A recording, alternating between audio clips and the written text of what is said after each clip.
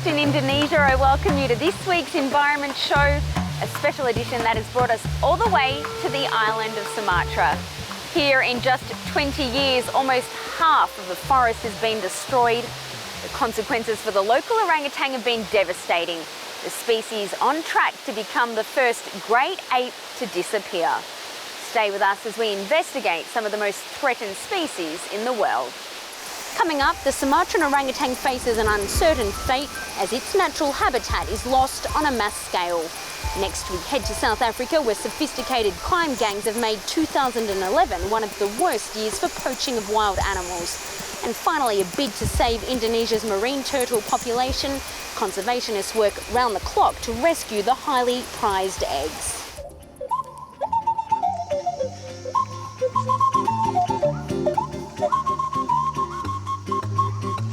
Here, along with Borneo, rest the last remaining wild orangutans in the world. The Sumatran species is at greatest risk though. Less than 7,000 roaming these forests, down 90% in the last century. We came to the Gunung Lausa National Park to understand how their fate may be turned around.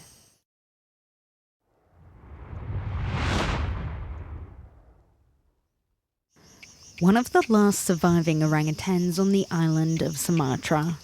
To come face to face with the striking red hair that distinguishes this great ape, one must often walk for several hours.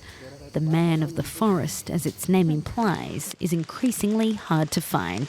The rate of acceleration of habitat loss and population loss is increasing all the time, and that's what's most worrying. But unless we change the way we protect the habitat, protect the orangutans, they will go extinct in my lifetime, your lifetime, our lifetimes. This female and her infant are protected in the national park. The trees that make up this forest won't be felled, at least legally. Today, Western governments are trying to convince the Indonesian authorities to strengthen land use policies in other non-protected areas. A UN report published in September proves it could even be economically beneficial to do so. People traditionally always look at forests as something that you can exploit. And this report shows that if you leave the forest there and value the value of the carbon, the water that comes out, the flood prevention, that value can compete very well with most land uses. Most, but not all. The use of land for oil palm plantations is also profitable. The industry, the single largest agricultural threat to the orangutan. Fabroni is part of an NGO that defends and protects the Sumatran species. He takes us to see the land where the great apes once lived. This is a land clearing. When this place is a forest before, it's a long time ago, maybe 100 years ago, this is a orangutan habitat. This is the ideal place for orangutan. Today, it's being cleared for a fresh batch of oil palms. Before, it was a rubber plantation, a habitat well suited to orangutans, but far less valuable. Sometimes from the side of economic is maybe it's okay, but for the environment, I think it's not good. You know, the palm oil, it can kill us in the future. The Indonesian government has long been accused of unnecessary deforestation. We asked whether it was possible to extend the protected areas. Instead of trying to extend the orangutan habitat, we're now concentrating on restoring the existing habitat. Many outside organisations believe Indonesia is now on the right track. Today, there exists a number of policies to protect the forests and the orangutan habitat. What's left now is applying the laws, or risk being responsible for the first great ape to disappear.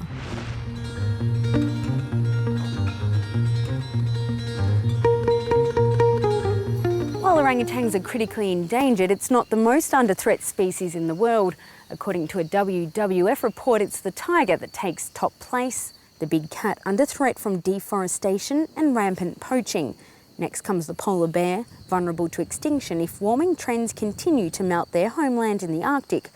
Third is the Pacific walrus, followed by the Magellanic penguin, also victims of climate change. And finally, the leatherback turtle comes in at fifth, in decline mainly due to unintentional fishing.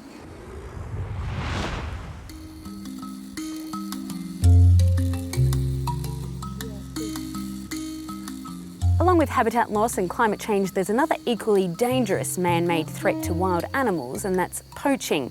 South Africa is particularly exposed. Their lions are hunted for their bones, rhinoceros for their horns. Law enforcement efforts have now been stepped up to halt the trade, hovering at around 1 rhino per day.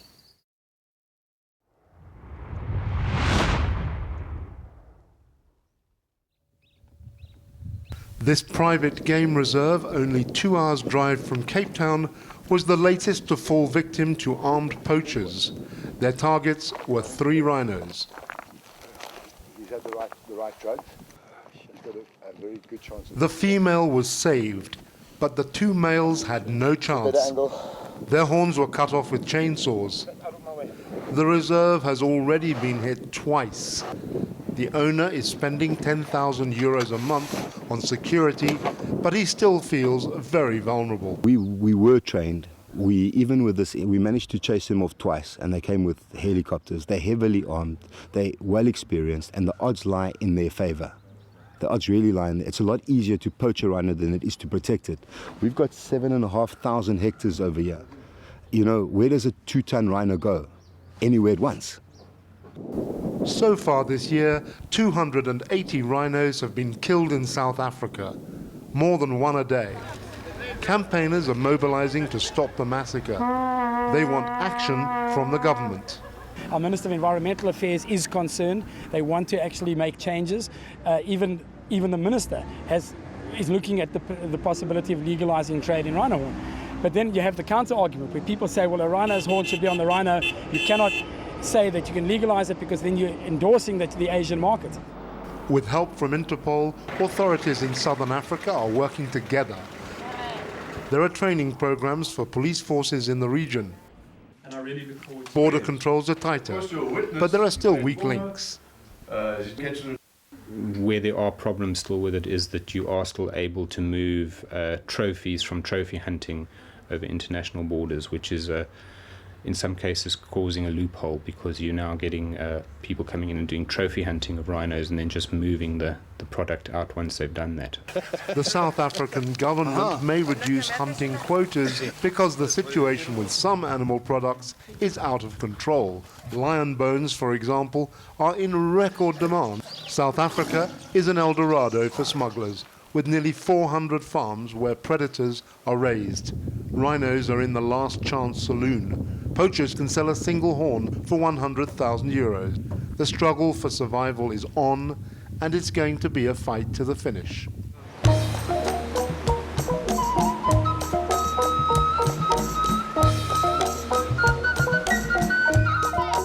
Turtle meat is not a preferred dish in this village in northern Sumatra, but it is on the island of Bali. Demand for the reptile meat has driven up prices and increased smuggling of eggs from Indonesia's isolated beaches. That's why certain rangers have begun to patrol the shore in a bid to beat the poachers at their own game.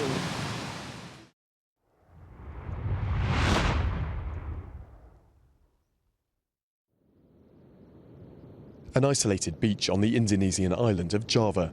This green turtle has returned here to lay her eggs. The largest hard-shelled sea turtle in the world is endangered, under threat from poachers. Suparno and his fellow rangers patrol the beach every night. They try to get to the eggs before anyone else can. They keep the eggs in safety for 2 months until they hatch and then release the baby turtles into the sea.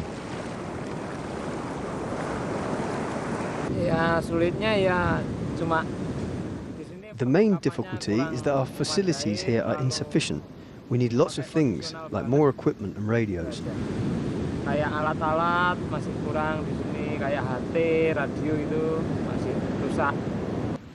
One of the main markets for poachers and smugglers is the neighbouring island of Bali.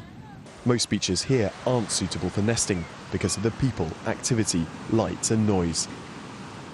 But there's a high demand for turtle meat and eggs, although the sale of any products from the animal is illegal.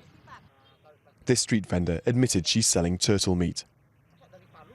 People are still demanding a lot of turtle egg and turtle meat, especially in Bali. Smuggling is increasing every year, involving a lot of multi-billion rupiah industry.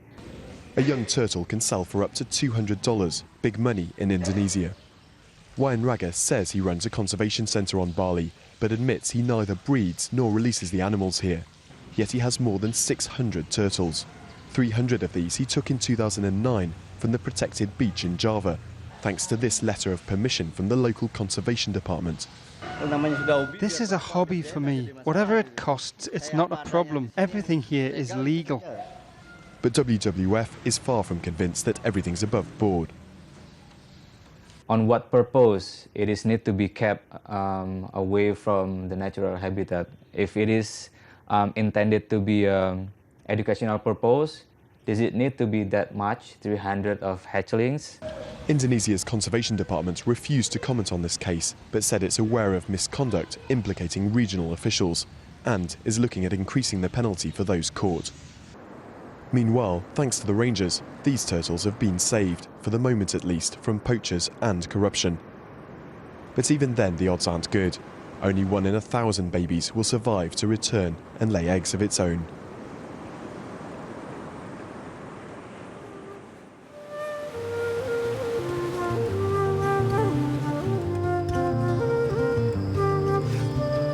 That brings us to the end of the show. Thanks for joining us here in Indonesia and on the beautiful island of Sumatra. And as the rain starts around me, I bid you farewell and I'll see you in Paris next week.